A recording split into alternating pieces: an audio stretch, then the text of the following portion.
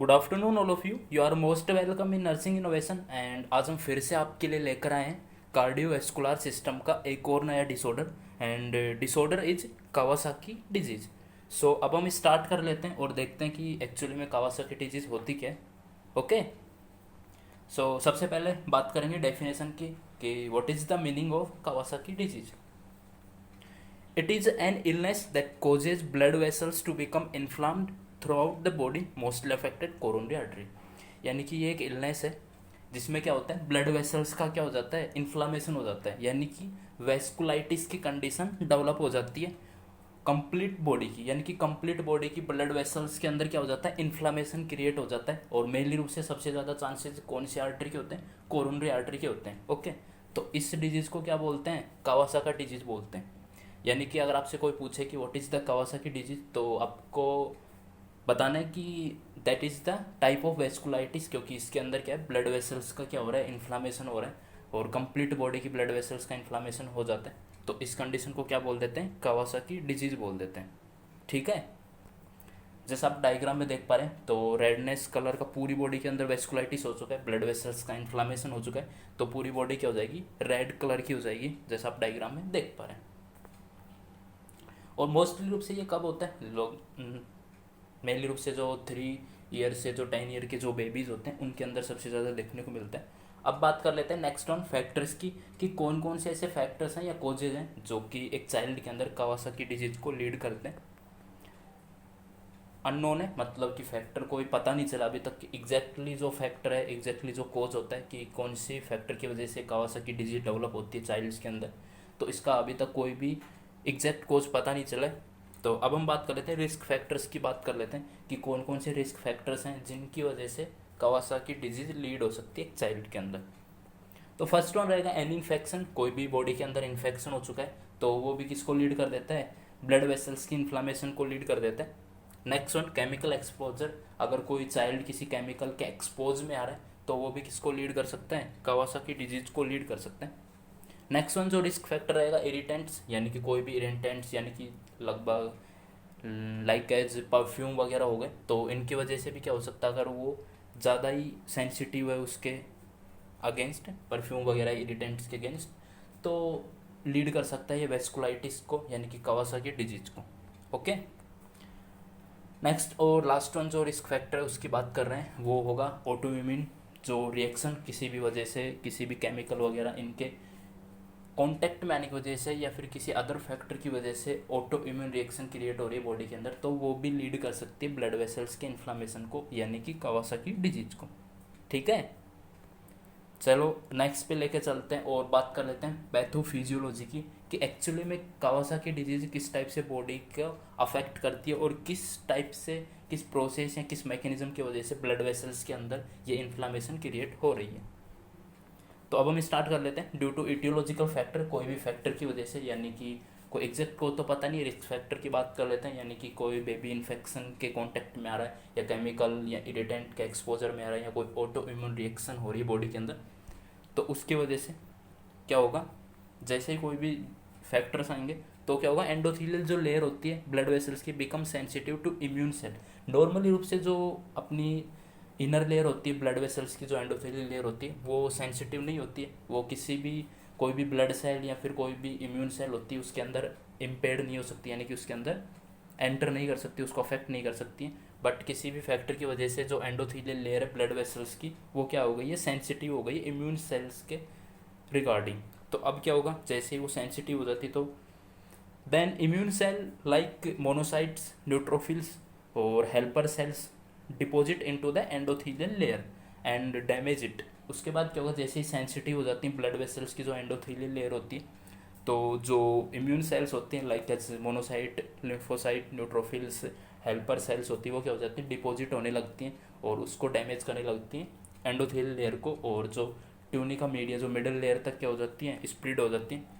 ठीक है, उसको डैमेज कर दिया, उसके अंदर डिपॉजिट हो चुकी हैं। उसके बाद क्या होगा, उसके बाद होगा इंक्रीज ब्लड वेसल्स कोगुलेशन, वो वहाँ पे जाएंगे तो क्या होगा, जैसे न्यूट्रोफिल्स वगैरह पहुँचते हैं किसी भी इन्फेक्शन की वजह से, वो सेंसिटिव हो चुकी है तो वहाँ पे न्यूट्रोफिल्स वगैरह पहुँच जाएंगे, क्योंकि वहाँ पे कुछ बाहर से इरिटेंट वगैरह आ चुके हैं तो वो वहाँ पे पहुँच जाती है, उसके अंदर डिपॉजिट होने लगती है, उसको बैक्टीरिया वगैरह जो भी इन्फेक्शन हुआ है या भी कोई भी ऑटो इम्यून रिएक्शन हो उसको ट्रीट करने के लिए। अब जैसे ही वो उसके अंदर जाएंगे डैमेज करने लगती हैं तो उसके बाद क्या क्या कंडीशन देखने को मिल सकती है। ब्लड कोगुलेशन का जो चांसेस होता है इंक्रीज हो जाता है, and occurs fibrin deposition that makes vessels more stiffer less elastic and cause aneurysm and blood vessels become inflamed. अब जैसे ही वहाँ पे जो इम्यून सेल उसके अंदर डिपॉजिट होंगे एंडोथेलियल लेयर जो ब्लड वेसल्स की है वहाँ पे, तो क्या होंगी वहाँ पे डैमेज कर देती है उस लेयर को, तो वहाँ पे ब्लड डिपोजिशन के यानी कि क्लोट फॉर्मेशन के ज़्यादा चांसेस होते हैं कि वहाँ पे प्लेटलेट एग्रीगेशन बढ़ जाता है डैमेज की वजह से, और फिब्रिन का डिपोजिशन होने लगता है जो क्या करता है जो ब्लड वेसल्स को नॉन इलास्टिक बनाता है यानी कि उसको हार्ड स्टीफर बना देता है, जिससे वो क्या होती है डायलेट कॉन्टैक्ट नहीं हो पाती है, तो एन्यूरिज्म की कंडीशन भी डेवलप हो सकती है, साथ में जो ब्लड वेसल्स रहता है वो इन्फ्लाम्ड हो जाती है यानी कि इन्फ्लामेशन हो जाती है, और इसी को क्या बोल देते हैं कावासाकी डिजीज़ बोल देते हैं। ओके, तो अब जैसा डायग्राम में देख पा रहे हैं इस तरीके से क्या होगा फिब्रिन वगैरह का डिपोजिशन हो जाएगा, ब्लड वेसल्स डैमेज हो जाती है और इलास्टिसिटी लॉस होने की वजह से एन्यूरिज्म हो जाती है यानी कि ब्लेजिंग हो जाती है, जो ब्लड वेसल्स की वॉल होती है वो ब्लज हो जाती है एक साइड से। तो जैसे आप डायग्राम में देख पा रहे हैं नीचे की ओर ये यू टाइप में ब्लज हो रहा है, इसको क्या बोलते हैं एन्यूरिज्म बोलते हैं। ओके, तो इस तरीके से ये कावासाकी डिजीज एक चाइल्ड के अंदर डेवलप हो जाती है। अब आपको दिखाते हैं लाइव सिचुएशन ताकि आप अच्छी तरीके से अंडरस्टैंड कर पाएँ कि किस टाइप से जो इम्यून सेल होती है वो एंडोथेलियल लेयर को डैमेज करती हैं और पूरी जो डिजीज़ को लीड करती हैं। तो नॉर्मली रूप से जो एंडोथेलियल लेयर है जैसे आप देख पा रहे हैं रेड कलर की जो लेयर है ये सेंसिटिव नहीं होती, अब किसी भी फैक्टर की वजह से सेंसिटिव हो जाती है, और जो इम्यून सेल्स होती हैं यानी कि मोनोसाइट लिम्फोसाइट वगैरह ये इसके अंदर डिपॉजिट होने लग जाएंगे, क्योंकि यहाँ पे कुछ ना कुछ इन्फेक्शन इरिटेंट या ऑटोइम्यून रिएक्शन हो चुके, तो उस सब को ख़त्म करने के लिए जो हेल्पर सेल्स होती है मोनोसाइट लिम्फोसाइट वगैरह न्यूट्रोफिल्स ही आ जाती हैं और इसके अंदर डिपॉजिट होने लग जाती है और कुछ केमिकल से रिलीज करती हैं। जैसे ही केमिकल से रिलीज होगा तो और ज़्यादा इम्यून सेल आती चली जाएंगी और इसके अंदर डिपॉजिट होती चली जाएंगी और ये जाके मिडल लेयर तक स्प्लिड हो जाता है, एंड उसके बाद जो लेयर को डैमेज करने लग जाता है, और जैसे डैमेज करेगा फिब्रिन वगैरह का फॉर्मेशन हो जाता है और जो इलास्टिसिटी लॉस हो जाएगी, तो इस कारण से क्या है एन्यूरिज्म की कंडीशन भी डेवलप हो सकती है यानी कि ब्लड वेसल्स क्या है ब्लज हो सकती है, ठीक है, नॉर्मल कंडीशन से, और इन्फ्लामेशन क्रिएट हो जाती है। अब जैसे वहाँ पे वो डैमेज होता जाएगा, जैसे जैसे डैमेज होगा तो वहाँ पे प्लेटलेट एग्रीगेशन के चांसेस भी बढ़ जाते हैं यानी कि वहाँ पे क्लोट फॉर्मेशन के चांसेस हो जाते हैं कि वहाँ पे लिपिड वगैरह है वो वहाँ पे आके स्टिक हो जाए, तो इस टाइप से क्या है ब्लेजिंग हो जाती है और क्लोटिंग फॉर्मेशन के ज़्यादा चांसेस बढ़ जाते हैं, क्योंकि वहाँ से क्या हो चुका है जो सेल्स हैं जैसा आप देख पा रहे हैं इस तरीके से इलास्टिसिटी लॉस होने की वजह से क्या है ब्लज हो चुकी है बाहर की ओर, एन्यूरिज्म की कंडीशन डेवलप हो चुकी है और यहाँ पे क्लोट फॉर्मेशन के चांसेस बढ़ जाएंगे, फिब्रिन वगैरह डिपोजिशन के चांसेस हो जाते हैं, एंड जो प्लेटलेट है वो एग्रीगेशन होने के भी चांसेस बढ़ जाते हैं क्योंकि लेयर क्या हो चुकी है डैमेज। अब जहाँ पे भी डैमेज होता है यानी कि एक स्मूथ सरफेस है और उसके बाद वो रफ सरफेस में चेंज होती है तो वहाँ पे जो पार्टिकल्स वो अटकने लग जाते हैं स्टिक होने लग जाते हैं और इस तरीके से क्या हो जाता है डिपोजिशन होने लगता है प्लेटलेट्स का और अदर जो लिपिड वगैरह है उनका, और वो क्या कर देते हैं धीरे धीरे धीरे धीरे करके कम्प्लीटली जो ब्लड वेसल्स को ब्लॉक भी कर सकती है अगर लंबे टाइम तक कावासाकी डिजीज मेंटेन रही यानी कि ब्लड वेसल्स का इन्फ्लामेशन लंबे टाइम तक रहा और उसको ट्रीट नहीं किया गया तो कम्प्लीटली रूप से इसको ब्लॉक कर देंगे। ओके, और मेनली रूप से कहाँ पे देखने को मिलता है सबसे ज़्यादा जो अफेक्टेड होने वाली जो आर्टरीज होती है वो कौन सी होती है कोरोनरी आर्टरी, इसलिए अफेक्ट कर सकते हैं हार्ट को, अगर ब्लॉकेज हो गए तो हार्ट फेलियर वगैरह इस टाइप के कॉम्प्लिकेशन देखने को मिल सकते हैं।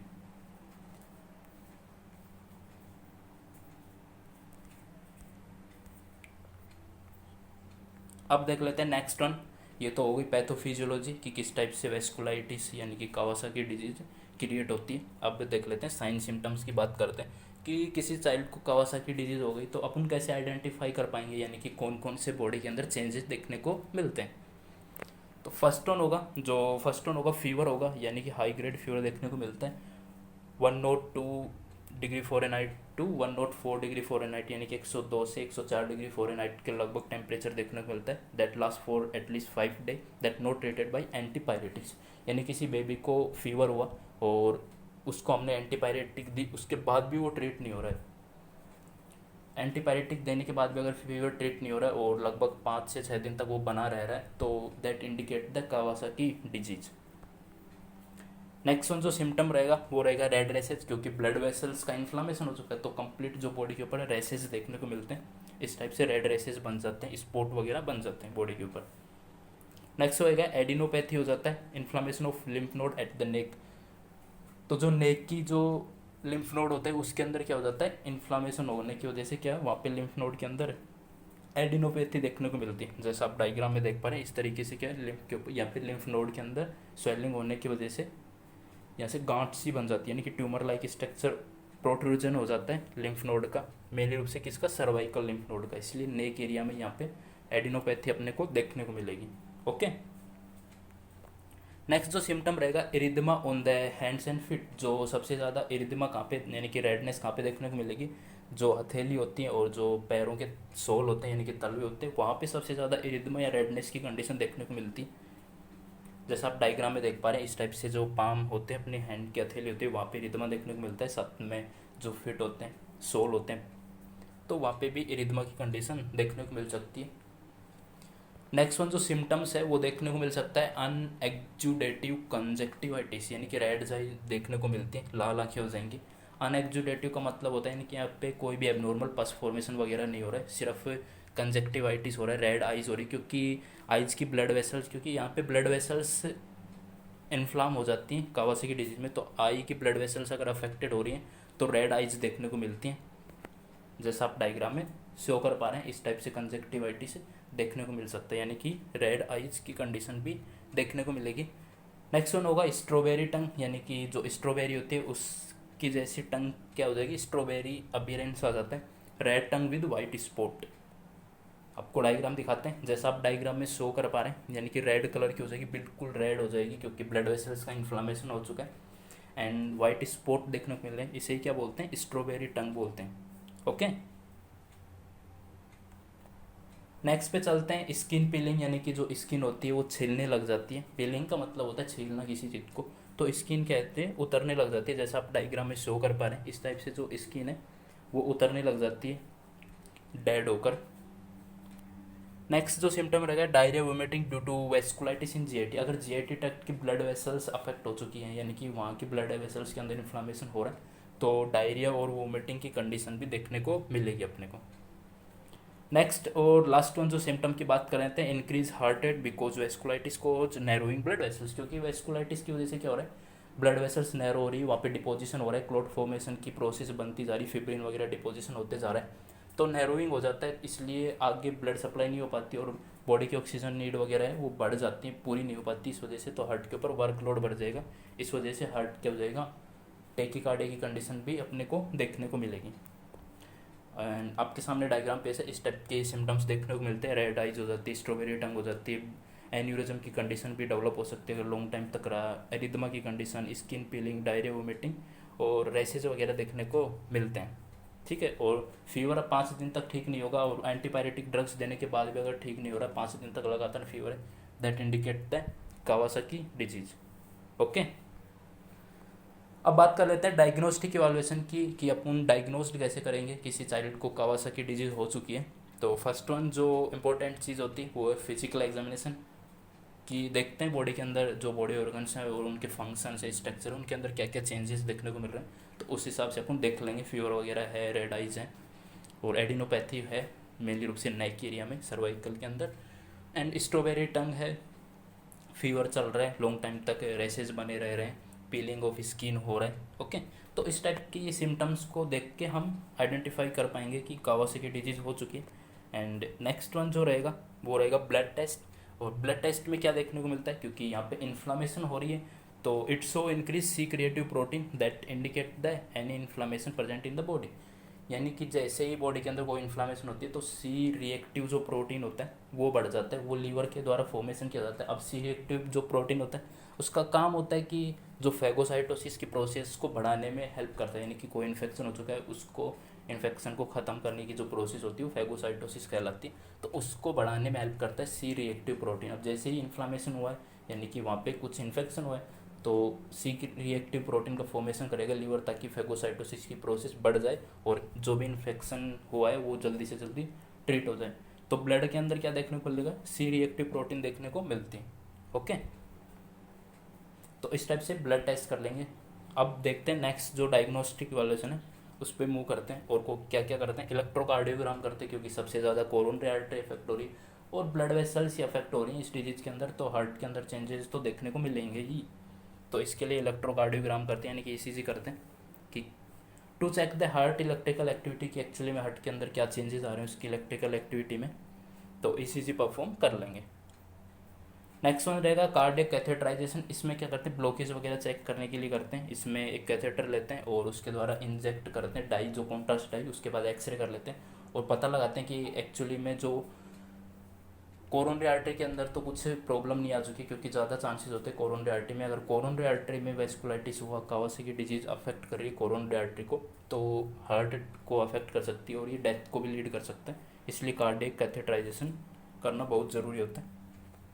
अब चलते हैं मेन चीज़ पे, और वो रहेगा मैनेजमेंट। कि किसी को कावासाकी डिजीज़ हो चुकी है, किसी चाइल्ड के अंदर अगर डेवलप हो चुकी है, तो कौन से टाइप के मैनेजमेंट परफॉर्म करने उसकी बात कर रहे हैं। तो जो फर्स्ट वन रहेगा, एस्पिरिन देते हैं। और एस्पिरिन क्यों देते हैं और किस टाइप से अपना फंक्शन परफॉर्म करते हैं उसका बात कर रहे हैं। Give high dose of aspirin help in resolve inflammation and fever. जो एस्पिरिन होते हैं वो क्या है, एक एनसेड होती है, non steroidal anti inflammatory drugs होती है। और इसका काम क्या होता है, इसकी हाई डोज देते हैं अपन। जैसे किसी को हो चुका है, आइडेंटिफाई कर चुके हैं, डायग्नोस हो चुका है कि कावासाकी डिजीज़ हुई है, तो उसको हाई डोज एस्पिरिन देते हैं to resolve the inflammation and fever. क्योंकि फीवर एंटीपायरेटिक से ठीक नहीं हो रहा है, तो इसलिए एनसेड देंगे ताकि फीवर भी ट्रीट हो जाए, साथ में इन्फ्लामेशन की प्रोसेस भी रिसोल्व हो जाए। एस्पिरिन इनिबिट साइक्लोऑक्सीजनेज, यानी कि जो कोक्स एंजाइम होता है उसको इनिबिट कर देता है एंड प्रिवेंट प्लेटलेट एग्रीगेशन। अब कोक्स क्या करता है, कोक्स क्या करता है कि जो प्रोस्टाग्लैंडिन के फॉर्मेशन को बढ़ा देता है, और प्रोस्टाग्लैंडिन का फॉर्मेशन बढ़ेगा तो क्या होगा, इन्फ्लामेशन की प्रोसेस बढ़ जाती है। तो ये क्या करेगी, एस्पिरिन कोक्स यानी कि साइक्लोऑक्सीजनेज को इनिबिट कर देगी, जिससे प्रोस्टाग्लैंडिन नहीं बनेगा। और प्रोस्टाग्लैंडिन नहीं बनेगा तो क्या कर देगा, इन्फ्लामेशन कम हो जाएगी। साथ में ये प्लेटलेट के एग्रीगेशन को भी रोकती है, यानी कि एंटी प्लेटलेट का काम भी करती है एस्पिरिन। ओके, तो इस तरीके से एस्पिरिन दे देते हैं। नेक्स्ट देखते हैं, डोज की बात कर लेते हैं। अब हाई डोज कितनी देनी है एक चाइल्ड को, तो डोज रहेगी 30 to 45 mg पर केजी बॉडी वेट के हिसाब से हर दिन देनी है, पर डे के हिसाब से, और 3 दिन तक देना है। ये हाई डोज 3 दिन तक देते हैं। और कितना देंगे, 30 से 45 ग्राम पर केजी बॉडी वेट, यानी कि 1 किलो का अगर बेबी है, लेट्स सपोज कि 1 किलो उसका वेट है, तो उसको कितनी देंगे, 30 से 45 ग्राम के बीच में mg ड्रग्स देते हैं। और देते कब हैं, 48 to 72 आवर, यानी कि 3 दिन के लिए देते हैं, 3 दिन तक देते हैं। उसके बाद देखते हैं अगर ट्रीट होती है नहीं होती, उसके बाद की बात कर लें। After 3 day give low dose of aspirin for 4 to 6 week और until aneurysm resolve if present. तो 3 दिन तक तो हाई डोज देते हैं, उसके बाद 3 दिन बाद क्या देते हैं, लो डोज स्टार्ट कर देते हैं। और लो डोज में कितनी डोज रखते हैं, 3 से 5 मिलीग्राम पर KG body weight per day के हिसाब से रखते हैं। ओके, और कितने दिन तक इसको स्टार्ट रखते हैं, 4 से 6 वीक तक देना है लो डोज को। या फिर अगर एन्यूरिज्म की कंडीशन प्रेजेंट है तो तब तक वो एन्यूरिज्म ठीक नहीं हो जाता, तब तक कंटिन्यूस एस्पिरिन देना है चाइल्ड को। ओके, नेक्स्ट वन बात कर लेते हैं साइड इफेक्ट ऑफ एस्पिरिन। अब किसी चाइल्ड के अंदर एस्पिरिन दे रहे हैं तो कौन से टाइप का जो साइड इफेक्ट क्रिएट हो सकते हैं उसकी बात करेंगे। रेज सिंड्रोम, यानी कि स्वेलिंग ऑफ ब्रेन, यानी कि एनसेफेलाइटिस एंड लीवर डैमेज की कंडीशन डेवलप हो सकती है अगर कोई चाइल्ड एस्पिरिन ले रहा है या उसको एस्पिरिन दी जा रही है। Due to mitochondrial damage by aspirin, so aspirin should not be given kids, यानी कि जो 3 साल से नीचे के बेबी उनको नहीं देना, क्योंकि ये ब्रेन को डैमेज कर सकती है, साथ में लीवर को, और अगर ब्रेन और लीवर डैमेज हुआ तो डेथ भी हो सकती है। यहाँ पे ट्रीट करने के बजाय वापस बेबी मर सकता है। तो ध्यान रखना है, रेज सिंड्रोम के लिए चेक करते रहना है कि लीवर के फंक्शन में कुछ अल्ट्रेशन तो नहीं आ रहा है, या कॉन्शियसनेस में कोई अल्ट्रेशन नहीं आ रहा है, क्योंकि ये ब्रेन के अंदर स्वेलिंग क्रिएट करती है, साथ में लीवर को डैमेज भी करती है। ठीक है, अब बात कर लेते हैं नोट इफेक्ट की। अब ये जो इससे प्रिवेंट भी किया जा सकता है कि इसके साइड इफेक्ट ना हो, जो रेज सिंड्रोम को ना क्रिएट हो, तो उसके लिए क्या करते हैं उसकी बात कर रहे हैं। It is very important to for children on high dose aspirin to get the annual flu vaccine to prevent viral infection. अब जैसे ही एस्पिरिन देते हैं तो रेज सिंड्रोम होने के ज़्यादा चांसेस होते हैं, साथ में साइड इफेक्ट के लिए चेक करते रहते हैं जो रेज सिंड्रोम है उसके साइड इफेक्ट के लिए। साथ में क्या करना है, अगर कोई हाई डोज ले रहा है, किसी को हाई डोज एस्पिरिन दी गई है, तो उसको एनुअली हर साल क्या करना है, फ्लू वैक्सीन देना है, यानी कि इन्फ्लुएंजा एंड वेरिसेला की वैक्सीन देना है, ताकि वायरल इन्फेक्शन ना हो। अगर वायरल इन्फेक्शन हो तो वो क्या लीड कर सकता है, रेज सिंड्रोम लीड कर सकता है, यानी कि ब्रेन की स्वेलिंग एंड लीवर डैमेज या हेपेटाइटिस की कंडीशन को लीड कर सकते हैं। ओके, तो फ्लू वैक्सीन देनी, किसी भी बेबी को कावासाकी डिजीज़ हुई है और एस्पिरिन का ट्रीटमेंट दिया गया है तो उसको एवरी ईयर यानी कि हर साल फ्लू शॉट देना है, फ्लू वैक्सीन का शॉट देना है इन्फ्लुएंजा और वेरिसेला का। ठीक है, इंपॉर्टेंट एक्शन है ये। अब सेकंड जो मैनेजमेंट है उसकी बात कर लेते हैं। सेकंड जो मैनेजमेंट रहेगा, गिव आईवी यानी कि इंट्रावेनस गामा ग्लोबुलिन देते हैं, यानी कि गामा ग्लोबुलिन यानी कि इम्यूनोग्लोबुलिन एक टाइप की एंटीबॉडीज होती हैं, ये देते हैं आईवी रूट से। और किस तरीके से काम करती है, it is an antibody that help to fight with infection. अब कोई भी इन्फेक्शन हुआ है तभी तो बॉडी के अंदर ऑटो इम्यून रिएक्शन हुई है, और उसी की वजह से जो ब्लड वेसल्स के एंडोथेलियल लेयर है वो सेंसिटिव हो गई और जो अपनी बॉडी की इम्यून सेल वो डिपॉजिट हो रही है। तो उस इन्फेक्शन वगैरह को ट्रीट करने के लिए क्या दिया जाता है, गामा ग्लोबुलिन यानी कि एंटीबॉडीज़ दी जाती है, ताकि उनके साथ फाइट कर पाए और उस कंडीशन को होने से प्रिवेंट किया जा सके। ओके, और उसको हो भी गई है तो ट्रीट भी किया जा सके। नेक्स्ट वन बात कर लेते हैं डोज की, कि जो गामा ग्लोबुलिन है वो कितना देना है। तो डोज रहेगी 2 ग्राम पर केजी बॉडी वेट के हिसाब से देना है एवरी 8 to 12 आवर, यानी कि हर 12 घंटे में कितनी डोज देनी, पर केजी बॉडी वेट के हिसाब से 2 ग्राम देनी है। ठीक है, 12 घंटे बाद वापस से डोज रिपीट करनी, यानी कि दिन में 2 बार देनी है। ठीक है, और इस तरीके से ये गामा ग्लोबुलिन होता है। अब नोट की बात कर लेते हैं। If persistent fever present after the therapy it indicate refractory Kawasaki disease, यानी कि अगर उन्हें ट्रीटमेंट दे दिया, एस्पिरिन भी दे दिया, साथ में जो आईवी गामा ग्लोबुलिन भी प्रोवाइड कर दिया, उसके बाद भी अगर परसिस्टेंट फीवर है, उसके बाद भी फीवर की कंडीशन ट्रीट नहीं हो रही है, तो एक इसको इंडिकेट करता है कि कोई इफेक्ट नहीं कर रहा है, वापस से कावासाकी डिजीज बनी हुई, यानी कि रिफ्रैक्टरी कावासाकी डिजीज को इंडिकेट करता है। अब उसके बाद अपने को क्या करना है, अगर किसी के अंदर ट्रीटमेंट के बाद भी फीवर हो रहा है, ट्रीट नहीं हो रहा है, फीवर ख़त्म ही नहीं हो रहा है, रिड्यूस ही नहीं हो रहा है, तो इंडिकेट करेगा रिफ्रैक्टरी कावासाकी डिजीज, यानी कि वापस से कावासाकी डिजीज हो चुकी है, ठीक हो ही नहीं रही है ये।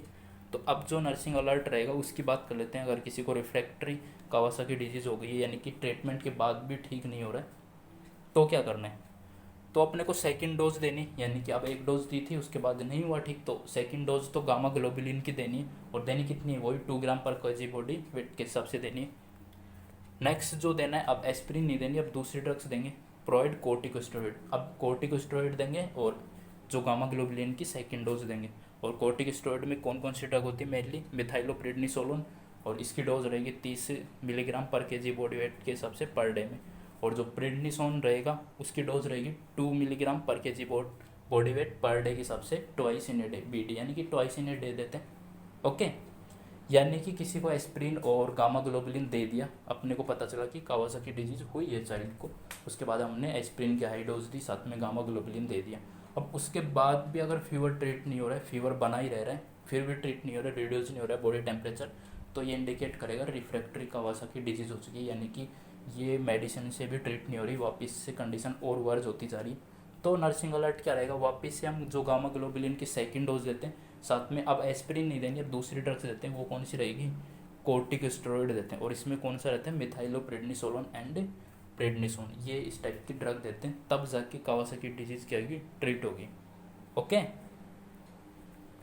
नेक्स्ट पे चलते हैं, और अब बात करने वाले मैनेजमेंट कर चुके हैं, और इस टाइप से अगर ये टाइप का मैनेजमेंट दे दिया बेबी को तो कंप्लीट रूप से कावासाकी डिजीज ट्रीट हो जाएगी। अब देख लेते हैं कॉम्प्लिकेशन की, किसी को कावासाकी डिजीज हो चुकी है, अगर वो लॉन्ग टाइम तक बनी रही तो कौन कौन से कॉम्प्लिकेशन देखने को मिल सकते हैं चाइल्ड के अंदर।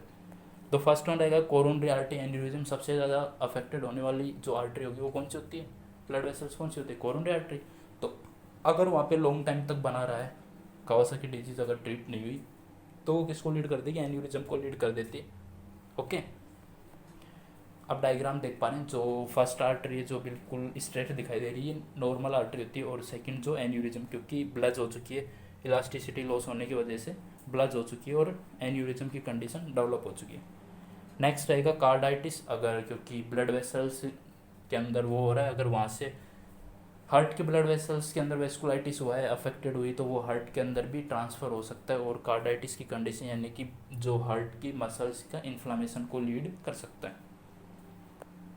नेक्स्ट और लास्ट वन जो कॉम्प्लिकेशन रहेगा वो रहेगा heart attack due to impaired heart muscles work, क्योंकि अब ब्लड वेसल्स के अंदर क्लोटिंग वगैरह फॉर्मेशन होने लगता है, क्लोट फॉर्मेशन होने लग जाता है, और जो ब्लड वेसल्स हैं वो नैरो होने लगती है। अगर कोरोनरी आर्टरी के अंदर नैरो हो गई, ब्लॉकेज हो गए, तो हार्ट अटैक हो सकता है, क्योंकि वहाँ पे ब्लड सप्लाई वगैरह नहीं होगी और जो हार्ट की मसल्स हैं वो क्या हो जाएंगी, डैमेज हो जाती, और हार्ट अटैक देखने को मिल सकता है चाइल्ड के अंदर। ओके, सो आज का सेशन यहीं पे ख़त्म होता है। चलो फिर, wish you very all the best and thanks for watching.